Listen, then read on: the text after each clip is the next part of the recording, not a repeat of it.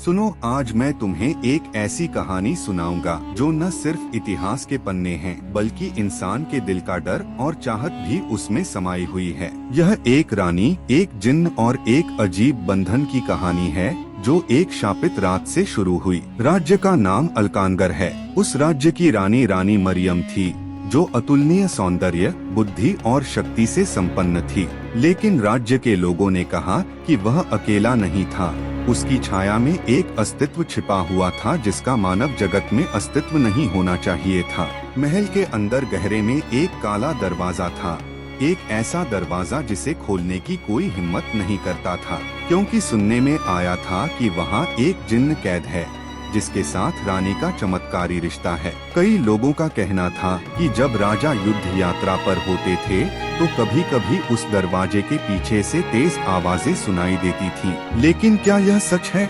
मैं कहता हूँ, सुनो। जब रानी मरियम केवल 16 वर्ष की थी तब उनके जीवन में अजीब घटनाएं घटने लगी। एक रात उसने स्वप्न देखा कि एक विशाल शरीर की काली छाया उसके बिस्तर के पास खड़ी है। उस छाया ने कहा, मैं तुम्हारा रक्षक हूँ, तुम्हारा साथी हूँ, मैंने सदियों से तुम्हारा इंतजार किया है। रानी डर के मारे कांप उठी, लेकिन आवाज मोहक गहरी थी, मानो वह उसके मन की सारी बातें जानती हो। तभी से चमत्कार शुरू हो गया। जब रानी शीशे के सामने खड़ी हुई तो ऐसा लगा कि वह वहाँ अकेली नहीं है, कोई और प्राणी उसे देख रहा है। रात को जब वह अकेला होता तो उसे गहरी सांसों की आवाज सुनाई देती, कभी कभी उसे किसी अदृश्य व्यक्ति का स्पर्श महसूस होता। वह डरा हुआ था, लेकिन एक अज्ञात आकर्षण भी महसूस कर रहा था। फिर एक रात चांदनी से नहाए महल में रानी को परछाई की मौजूदगी साफ नजर आई।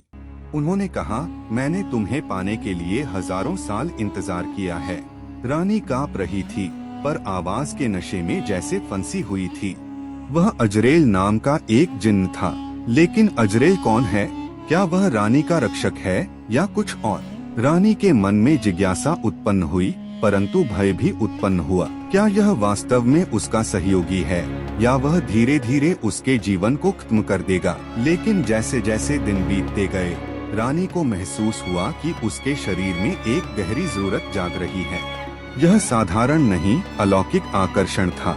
हर रात जब पूरा महल शांत हो जाता था, रानी को अपने चारों ओर एक अदृश्य शक्ति का आवरण महसूस होता था। एक गहरी गर्मी उसके शरीर को छू रही थी। उसकी चेतना एक अज्ञात आनंद में खो गई थी। लेकिन क्या यह प्यार है या अभिशाप? क्या यह रिश्ता उसे सशक्त बना रहा है या धीरे धीरे उसे खत्म कर रहा है? एक दिन राज्य के मुख्य पुजारी ने राजा को चेतावनी दी, महाराज, आपकी पत्नी अकेली नहीं है, उसके साथ एक दुष्ट आत्मा है। राजा पहले तो हंसे, लेकिन थोड़ी देर बाद उन्होंने रानी में परिवर्तन स्वयं देखा। रानी की आंखों में एक अजीब सी रोशनी चमक उठी। उसकी त्वचा बिल्कुल चिकनी थी, उम्र उसे छू नहीं सकती थी। और सबसे महत्वपूर्ण बात, वह रात में कभी अकेला नहीं होता था, जैसे कि कोई उसके घर आया हो, कोई रुका हो। एक रात अचानक राजा ने रानी के कमरे का दरवाजा खोला और देखा। रानी अकेली खड़ी थी, लेकिन उसके चारों ओर हवा में कुछ हिलता हुआ लग रहा था। और तब किसी ने हवा में फुसफुसाकर कहा, आप यहाँ क्यों हैं, राजा?